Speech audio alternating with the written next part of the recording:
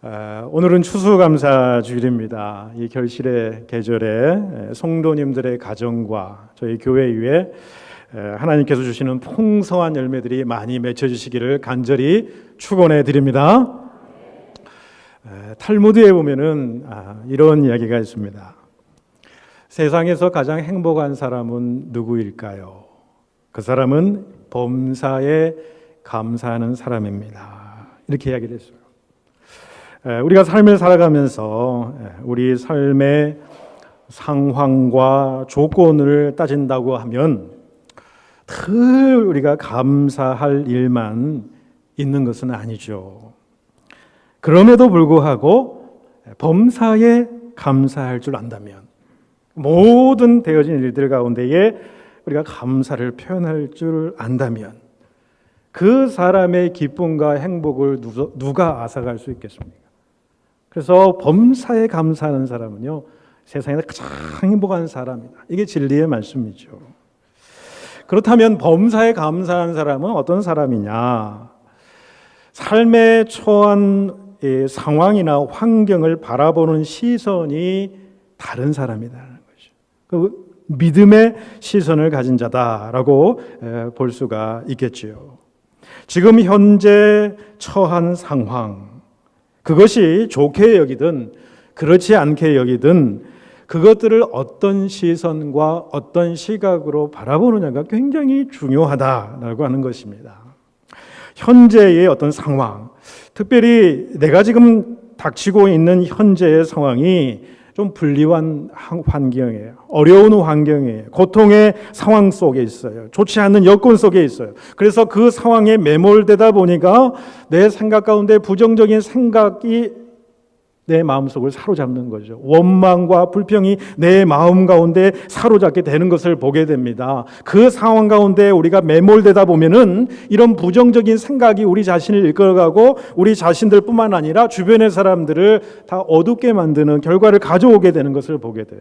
그런데 현재의 상황 가운데 매몰되지 않고 우리가 한 발짝 더 뒤로 물러서서 더 길게 바라볼 수 있다면, 더 넓고 더 깊게 바라볼 수 있는 은혜의 시선이 우리 가운데 있다면, 그것이 바로 하나님의 시선일진데, 우리의 인간의 생각과 욕심과 인간의 욕정에서 나오는 그런 불완전한 어떤 시선이 아니라 내 안에 성령께서 역사하셔서 하나님의 시선이 우리 가운데 있다고 한다면, 지금의 상황과 관계없이 우리는 우리 자신들을 돌아보게 될 줄로 믿습니다. 지금까지 내가 누려왔던 그 많은 수많은 그 은혜들이 있었구나. 내가 지금 불평과 불만의 이 어려운 상황 가운데 놓여 있어서 그것들이 보이지 않지만은 오히려 내 삶을 지금까지 바라보니까 이 가정 가운데에, 교회 가운데, 우리 공동체 가운데, 내 자신 가운데에 하나님께서 베풀어 주시는 은혜가 얼마나 많은지 돌아보면, 조금 더 뒤로 물러서 생각해 보면 우리에게 주신 하나님의 은혜가 다 많다는 거죠. 지금까지 하나님의 그 크신 섭리하심 가운데 내가 있었구나. 이렇게 여러분, 우리가 믿음으로 어떤 상황에서도 우리의 입술로 고백한다고 한다면 우리에게 감사가 있지 않을까요? 그런 자에게 기쁨이 있게 되는 것이겠죠. 어떤 면에서요, 여러분, 감사는 훈련입니다. 훈련이에요. 저절로 되는 것이 아니다는 거예요. 중요한 신앙의 훈련이 뭐냐면 감사라고 하는 거죠. 여러분, 감사의 성품은요, 타고난 성품이 아닙니다. 감사는 훈련으로, 신앙적인 훈련으로 되어지는 것이 감사다라고 하는 것이죠. 여러분, 우리가 범사에 감사할 수 있는 그러한 훈련을 우리가 하는데, 저는 세 가지 것들로 실질적으로 제 삶에도 적용을 한번 해보게 됩니다. 그런데 정말 그게 정말 말 그대로 작용을 합니다. 효과를 보게 된다는 것을 저는 느끼게 돼요. 그게 무슨 훈련이냐면 우리의 언어를 다스리는 훈련입니다. 우리의 언어를 다스린다는 것은 우리의 생각과 우리 마음을 다스리는 거예요. 우리의 마음과 생각을 다스리는 것이요, 여러분, 우리의 입술 말 한마디가 우리의 생각과 마음을 달라요. 환경을 바라보는 입장을 달리 만든다는 거예요. 저는 세 가지 훈련이 있다고 생각합니다. 첫 번째는 뭐냐면 그래도의 훈련이, 그래도. 우리 입술에 그래도의 훈련이다. 두 번째는 뭐냐면 그렇다 하더라도, 그렇다 하더라도의 믿음의 고백이에요. 마지막으로는 그리 아니하실지라도 라고 하는 믿음의 고백의 훈련이다. 이게 우리의 감사의 훈련이다라는 거예요. 근데 실질적으로 이 감사의 입술을 우리가 입으로 고백하게 되면 실질적으로 내 마음의 생각이 틀이 바뀌어지는 걸 보게 돼요.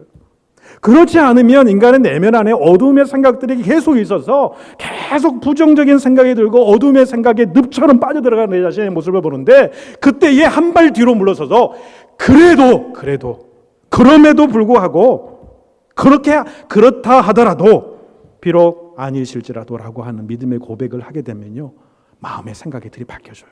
신기합니다. 신비합니다. 그래도라고 하는 훈련이 뭐예요? 지금은 내가 힘들고 지치고 고나고 너무나도 어려워요. 그런데 거기서 머물지 말고 내 입술로 고백하시라는 거예요. 그래도 돌아보니까 하나님의 은혜가 있었지 않느냐. 그래도 돌아보니까 지금은 힘들고 어렵지만은 내가 지금까지 살아온 것이 다 하나님의 은혜가 아니었냐라는 거죠. 그 하나님의 은혜를 내가 잊어버리고 살은 거예요. 내가 마치 그것은 마땅히 누려야 할 것으로 생각하면서 살았던 것들이 얼마나 많은지 몰라요. 그래도라고 하는 말씀을 되뇌이고 다시 한번 하나님 앞에서 우리 자신의 삶을 돌아보세요. 가정을 돌아보세요. 자녀를 돌아보세요. 감사할 것이요 너무너무 많아요. 그래도라고 하는 훈련이 우리의 믿음을 세워나가는 거예요.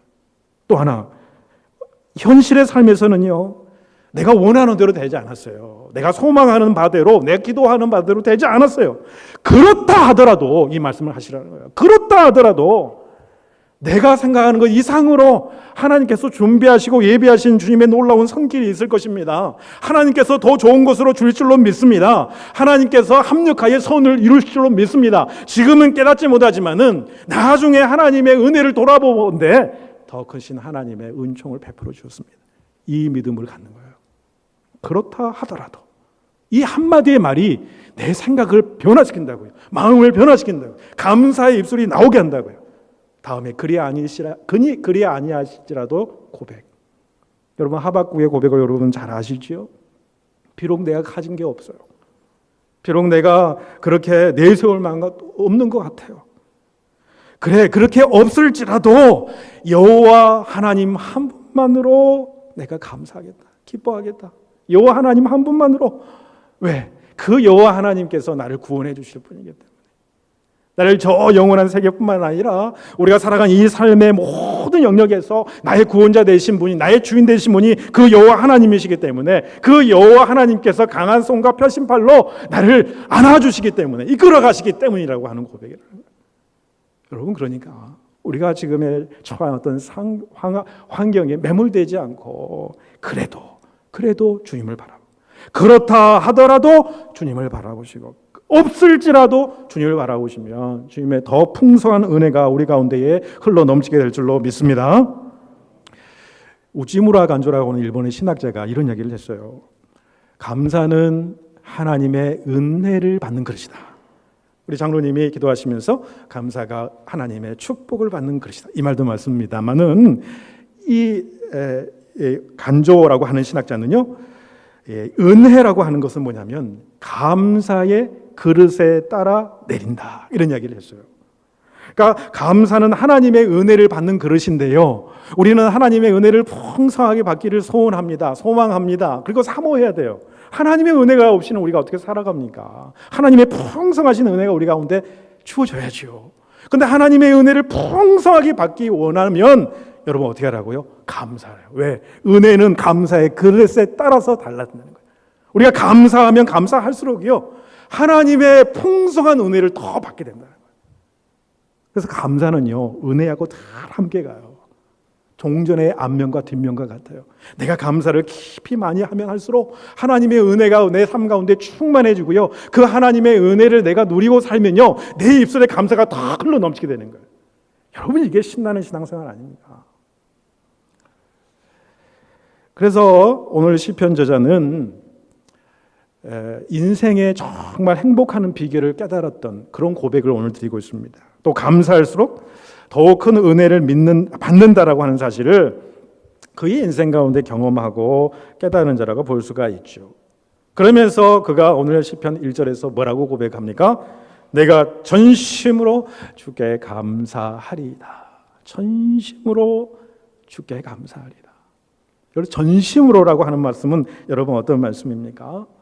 여러분, 순금 100% 순도의 순금이 되기까지 수많은 불순물들이 제거되는 과정을 거치잖아요. 여러분, 마찬가지라는 겁니다. 우리 마음속에 있는 거짓됨이라든지 위장됨이라든지 어떤 교만함이라든지 어떤 영적인 불손한 것들, 이런 것들이 다 제거된 순결한 마음이 전심이에요. 깨끗한 심령이 전심이에요. 하나님 앞에서 감출 것이 뭐가 있습니까? 다 드러나는 거죠. 우리의 생각의 깊이를 보시고 폐부를 시험하시는 그 하나님 앞에서 내가 깨끗한 심령으로, 청결한 심령으로, 그리고 내 영혼 저 깊은 곳에서 우러나오는 참된 기쁨을 가지고 내가 주님 앞에 내가 온 마음과 정성과 힘을 다해서 내가 감사하겠습니다. 그런 고백이라고요. 여러분, 오늘 본문 가운데 내가 전심으로 주께 감사하며, 또 내가 주께 찬송하며, 내가 주께 예배하며 라고 하는 말로 우리말에는 이렇게 번역이 되어 있어요. 그런데 사실 원어로 보자고 하면 우리가 이 현재형이 아니에요. 원어는 미래적인 의지를 표현하는 단어였어요. 그래서 영어 번역본, 여러분 어떤 번역본을 보시더라도 뭐라고 표현을 하냐면은 I will praise you, I will sing your praise, I will give thanks, I will worship you 라고 쓰였어요. 그러니까 전심으로 내가 감사하겠습니다. 카리로다라고 하는 것은 일종의 미래적인 의지를 의미한다는 거예요. 내 자신의 결단을 하나님 앞에 올려드리는 감사를 드리겠다는 거예요. 이게 뭐예요? 내 상황에 관계없이 어떤 상황에도 불구하고 나는 하나님께 감사하겠습니다. 청결한 심령으로, 깨끗한 심령으로, 전심으로 하나님 앞에 감사하겠습니다라고 하는 의지적인 표현이라고요. 의지적인 표현. 내게 주어진 어떤 조건 때문에, 환경 때문에 내가 하나님 감사합니다가 아니에요. 왜 그런 고백을 할 수 있었을까요? 2절에 나와 있습니다. 2절에 보시면 내가 주의 성전을 향하여 예배하며 주의 인자하심과 성실하심으로 말미암아 주의 이름에 감사하리오니, 이런 말씀을 해요. 여러분, 전심으로 감사하는 이유가 뭐예요? 이 시편의 저자는요, 다윗이라고 보게 되는데요, 주님의 인자하심과 주님의 성실하심을 자신의 삶 가운데 늘 경험했다는 거예요. 그런데 지금 어려운 형편이에요. 지금은 고난 가운데 있어요. 그런데 지금까지 하나님을 내가 경험해 보니까 그 하나님이 어떤 하나님이에요? 인자하신 하나님이었다는 거예요. 신실하신, 성실하신 하나님이라고 하는 거예요. 그렇기 때문에 그분을 신뢰하고 감사드리는 이 예배자의 자리에 내가 지금 있다는 게 이게 얼마나 감사한 일이냐라는 거예요. 여러분, 그분의 인자하심은 무엇을 의미하는 것일까요? 여러분, 하나님의 인자하심은요, 하나님의 한결같은 은혜를 의미하는 겁니다. 한결같으세요. 변함이 없으시는 은혜예요. 비록 당신의 백성이 온전한 모습이 아니었어요. 하나님 앞에 죄도 짓고요, 쓰러지기도 하고요, 사단의 유혹에 넘어가기도 했어요. 하나님 앞에 충성되지 못한 적도 있었어요. 신실한 모습으로 하나님께 나아가지 못한 적도 있었어요. 그런데도 하나님은 우리를 어떻게 바라보시냐면 끊임없이, 변함없이 참으시고 기다려주시고 용서하시고 구원을 베푸시고 복을 베푸시는 하나님이시다. 그 하나님의 은혜가 뭐예요? 인자하심이에요. 하나님은 인자하시다. 그 인자하신 하나님을 자신의 삶 가운데 경험한 거예요. 그리고 하나님의 성실하심은 여러분 무엇을 의미하는 것입니까? 성실하심은요, 하나님의 성실하심은 하나님의 언약을 반드시 틀림없이 지키시는 신실한 분이시다라고 하는 의미예요. 특별히 주의 백성들에게 당신의 언약의 말씀을 꼭 이루시는, 반드시 이루시는 하나님이시다라는 거예요. 그 하나님을 자기가 인생 가운데 경험하니까 내 인생 앞으로 내가 전심을 다해서 하나님께 감사하겠노라고 그렇게 결단해 드리는 거예요. 2절 하반절에서 보시면요, 이는 주께서 주의 말씀을 주의 모든 이름보다 높게 하셨음이라. 또 4절에 보시면은 여호와여 세상의 모든 왕들이 주께 감사할 것은 그들이 주의 입의 말씀을 들음이오며. 그래요. 여러분, 이 말씀들이 의미하는 바가 무엇입니까? 우리 하나님께서는, 창조주 하나님께서는 그 모든 것 위에 주의 말씀을 최고 권위로 두셨다는 거예요. 이 세상에서 가장 큰 권위를 가지고 힘과 권세를 가지는 것이 뭐냐면 주의 말씀이다라는 거죠. 그런데 이 주의 말씀을 온 세상의 왕들이 감사해야 될 이유가 무엇입니까? 온 세상 만물을, 우주 역사를 통치하시는 분은 누구시냐면 하나님이세요. 근데 그 하나님이 어떻게 통치하시냐면은 당신의 말씀을 통해서 통치하신다라는 거예요. 특별히 주의 백성들에게 주신 말씀, 약속하신 말씀을 통해서 하나님께서 섭리하시고 인도해 가신다라고 하는 그런 말씀이에요. 여러분, 우리가 예레미야 선지자를 우리가 생각해 보면요, 예레미야 선지자는 자기의 입으로 조국 이스라엘이 패망할 것이다, 그것을 예언했고요, 그것을 직접 자기 눈으로 목도한 그런 사람이었습니다. 그 예루살렘 성전이 회파가 되고 예루살렘 성이 무너질 때 무엇을 목격했습니까? 에레미야 예가에 보면 그 사실들이 너무 리얼하게 표현되고 있어요. 뭐라고 표현합니까? 젖먹이가요 어머니 품에서 죽어가는, 그래서 그 어머니가 그 젖먹이를 향해서 한없이 울고 있는 그런 장면. 또는 어머니가 젖먹이 품을 안고 있지만 어머니가 이미 칼에 베어 죽었어요. 그리고 그 어린아이가 먹을 걸 쫓아서 어머니 젖을 더듬고 있는 그런 모습들.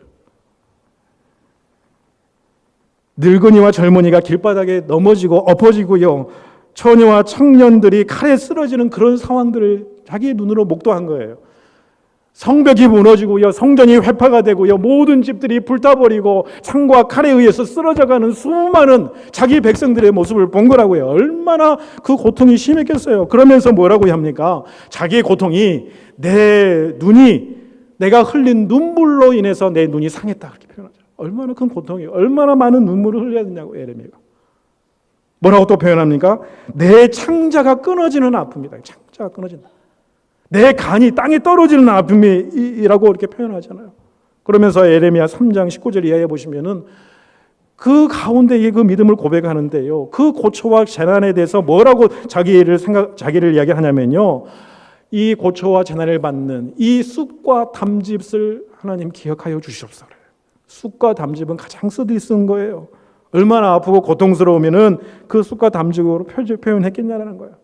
자, 이러한 상황 속에서 에레미야는요, 참 놀랍습니다. 그 상황 중에서 소망을 이야기하더라고요. 소망을. 에레미야 3장 21절에 보시면은 뭐라고 하냐면 그것이 오히려 나의 소망이 되었습니다라고 고백을 하더라고요. 그런데 예레미야의 이 소망의 근거라는 것이 무엇입니까? 무엇 때문에 소망을 가졌어요? 그것이 예레미야가 지금까지 자신의 인생 가운데 경험한 하나님이에요. 하나님은 인자하신 하나님이셨다는 거예요. 하나님은 성실하신 하나님이셨다는 거예요. 그래서 그가 뭐라고 고백합니까? 예레미야 3장 22절 23절에 보시면은 여호와의 인자와 국률이 무궁하심으로 우리가 침멸되지 아니하심이라. 지금은 이렇게 성이 회파되고 백성들이 칼에 죽어가는 이 현장이지만 하나님의 인자하심 때문에, 우리의 죄악 때문에 우리가 지금은 파멸을 당하지만 다시 일으켜 주실 그 하나님을 바라보니까 용기가 생기는 거예요. 소망이 생기는 거예요. 그러면서 23절에 뭐라고 고백합니까? 우리가 잘 아는 거죠. 이것들이 아침마다 새로우니 주의 성실하심이 크시도소이다. 에레미야의 절망과 한숨과 고통을요, 일거이 뒤바뀐 건 뭐예요? 약속의 말씀을 지키시는 하나님. 반드시 그의 입에서 나오는 언약의 말씀을 한 번도 어긴 적이 없이 천지가 개벽을 해도 지키시는 그 하나님, 그 인자하신 하나님, 그 성실하신 하나님을 바라보니까 소망이 생긴 거죠. 그러면서 에레미야가 나중에 고백하는 게 뭡니까? 3장 26절에 사람이 여호와의 구원을 바라고 잠잠히 기다림이 좋도다, 이렇게 표현합니다. 여러분, 우리가 복음성가 중에 우리가 잘 부르고 은혜를 받는 복음성가가 있습니다. 오 신실하신 주라고 하는 복음성가인데 가사를 들려주면 이렇습니다. 하나님, 한 번도 나를 실망시킨 적이 없으시고 언제나 공평과 은혜로 나를 지키셨네. 오 신실하신 주, 오 신실하신 주, 내 너를 떠나지도 않으리라. 내 너를 버리지도 않으리라. 약속하셨던 주님, 그 약속을 지키사 이후로도 영원토록 나를 지키시리라. 확신하네. 우리 찬양 가운데서도 많이 불렀잖아요. 여러분 인생 가운데에 하나님이 여러분 실망시킨 적이 있어요? 내가 하나님을 실망시킨 적이 많죠. 내 연약한 본성과 욕심 때문에 하나님을 실망시킨 적이 있어도 하나님은 나를 실망시킨 적이 한 번도 없으시고 공평하심과 은혜로 우리와 함께 하셨던 그 하나님, 그 신실하신 주님, 그 주님은 어떤 주님이에요? 나를 절대 떠나버리지도 아니하시고 버리지도 아니하시고 주님께서 나에게 주신 언약의 말씀을 지키사 언제까지요? 영원토록 나를 지키신 거 내가 확신한다. 이 믿음이 에레미야의 고백이고요. 오늘 시편 저자의 고백이에요. 그러니 어떤 상황 속에서도 감사할 수 있던 거죠. 여러분 이런 감사가 저와 여러분 삶 가운데 흘러넘치시기를 바랍니다. 우리가 전심으로 또 감사해야 될 이유에 대해서 또 말씀하는데 그것은 뭐냐면 우리가 어떤 환난과 어려움 중에서도 주의 펴신 팔과 능력의 오른손으로 우리를 살피시고 인도하시고 우리의 간구에 응답하시는 분이시기 때문에 라고 한다는 거죠. 오늘 6절 말씀 보십시오. 여호와는 높이 계셔도 낮은 자를 굽어 살피시는 분이에요. 우리 하나님의 인자하심이 그래요.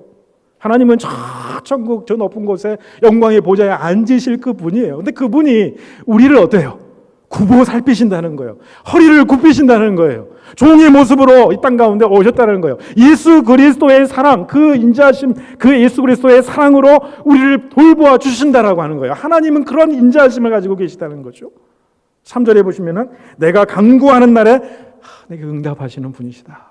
7절에 보시면은 내가 환난 중에 다닐지라도 나를 살아나게 하시고 주의 손을 펴시고 능력의 오른손으로 나를 구원하시는 분이시다. 여러분 시편 34편도 다윗이 지은 시입니다. 가장 다윗이 힘들고 어려웠을 때 자기 자신의 상황이 굉장히 비참했을 때 지은 시예요. 이 시에 부제가 있는데 그 부제가 뭐냐면 다윗이 아비멜렉 앞에서 미친 채 하다가 쫓겨난 시다. 사울 왕에게 쫓기면서 먹고 살기 위해서 자기 목숨 부지하려고 블레셋의 왕 아비멜렉 앞에 섰는데 그 자리에서 다윗이라는 것을 발견되면 자기가 죽음을 당하니까 생명의 위협을 받으니까 그 앞에서 미친 척한 거예요. 연기를 한 거예요. 침을 칠질 흘리면서 연기를 한 거예요. 그러면서 그 위기를 모면했어요. 그 다음에 얼마나 그 마음이 비참했겠냐고요. 그런데 시편 34편에서는 뭐라고 합니까? 그럼에도 내가 여호와를 항상 송축하며 내 입술로 항상 주를 찬양하리로다. 이런 고백이에요. 이런 고백이지 않겠어요? 내 삶에 어두움이 밀려와도 환난의 바람이 불어도 고통이 찾아와도 하나님을 찬양하고 경배하고 주님을 송축하는 일을 내가 멈추지 않겠습니다. 그 믿음의 고백이에요. 그랬더니 어떤 일이 벌어집니까? 그 답이 시편 34편 4절에 내가 여호와께 간구하매 내게 응답하시고 내 모든 두려움에서 나를 건지셨다. 여호와 하나님의 인자하심과 그 성실하심을 경험한 거죠. 감사드리는 거예요. 중세 한 수도사가요, 수도원에서 이 제자들에게 가르치는 과정 가운데 감옥과 수도원의 차이에 대해서 이렇게 설명을 했습니다. 감옥과 수도원은 어떻게 보면 환경상으로는 매우 유사하다는 거지요. 그렇다면 무엇이 감옥을 지옥으로 만들고 수도원을 천국으로 만드는가? 감옥에서는 하루가 불평으로 시작되는 반면에 수도원의 하루는 감사로 시작된다. 감사로. 불평이, 불만이 감옥을 지옥으로 만드는 것이죠. 감사가 감옥과 같은 수도원을 천국으로 만든다는 거예요. 그러면서 한마디를 덧붙입니다.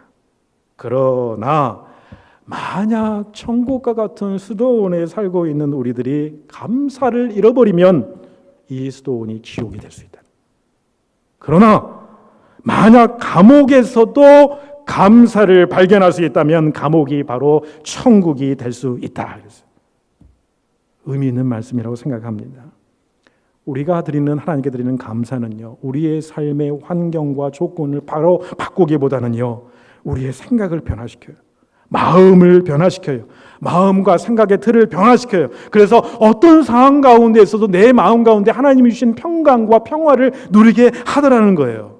그런데 더 나아가서 더 놀라운 것은 뭐냐면요, 실질적으로 그런 상황 가운데서 하나님께 감사를 올려드렸을 때에 정말 답답하고 절망적인 상황도 하나님께서 뒤바뀌어 주시는 놀라운 은총도 경험하게 되더라는 거죠.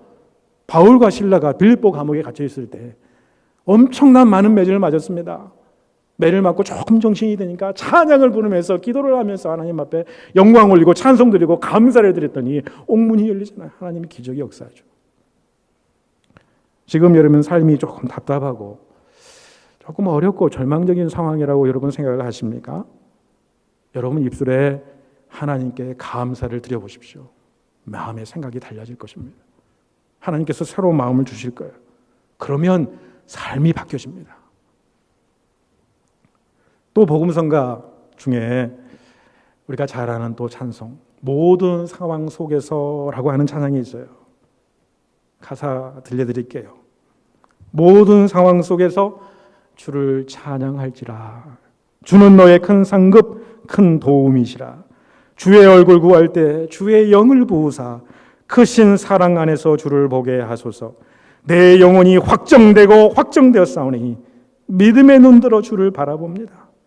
주를 바라볼 때 주의 나라 이미 임했네. 그 영원한 나라 보게 하소서. 모든 상황 가운데서 하나님을 찬양하죠. 어떠한 형편과 어떠한 상황 속에서도요, 주님을 찬양하고 주님께 감사를 올려드리면요, 하나님께서요 주의 영을 부어주신다는 거예요. 성령을 우리에게 부어주신다는 거예요. 성령 충만함을 어떤 상황 속에서 우리 마음에 가지게 되면요, 그 안에서 누구를 바라보게 되냐면요, 사랑의 주님을 바라보게 되는 거예요. 인자하신 주님의 성품, 성실하신 주님의 성품, 그 안에 사랑 안에 거하게 되더라는 거예요. 그렇게 되면 이미 주의 나라, 하나님의 나라가 내 안에 임한 거예요. 그 하나님의 나라는 성령 안에서 의와 평강과 기쁨이에요. 어떤 상황 속에서 주님을 찬양하고 감사할 때, 우리 입술로 고백할 때에 그 상황에 관계없이 하나님의 영이 우리 가운데 임하시면 우리가 기쁨과 평강을 누릴 수 있다. 이러한 고백이 저와 여러분 고백이 될 수 있기를 축원해 드립니다. 이러한 환난 중에서도 하나님의 언약의 말씀을 붙잡고 감사하시게 될 때에 주의 인자하심으로 우리를 지켜주시고 더 큰 풍성한 은혜들로 우리에게 갚아주실 줄로 믿습니다. 그 말씀이 오늘 마지막 8절의 말씀이에요. 뭐라고 합니까? 여호와께서 나를 위하여 보상해 주시리라. 보상해. 왜요? 그 여호와 하나님은 인자하심이 영원하시기 때문에 변치 않으시다는 거예요. 나를 향한 사랑이 변치 않으시다는 거예요. 그래서 주의 손으로 지으신 것을 버리지 마옵소서. 주의 손으로 하나님의 자녀 삼은 자녀를 절대로 버리지 않으시고 끝까지 영혼까지 책임져 주시는 그 하나님의 놀라운 인자하심, 그리고 우리에게 주시는 언약의 말씀이라고 한다면 그 언약의 말씀은 반드시 지키시는 그 성실하신 하나님, 그 하나님을 바라보고 우리 삶 속에서 어떠한 상황 가운데서도 주님께 영광 올려드리고 감사를 고백하는, 그래서 그 감사를 고백할수록 그 하나님의 은혜가 더 풍성해지고 그 풍성한 은혜를 누리면서 우리 입술 가운데, 우리 영혼 가운데 더욱더 하나님을 향한 감사가 흘러넘치시는 저와 여러분 될 수 있기를 간절히 축원해 드립니다. 기도드리겠습니다.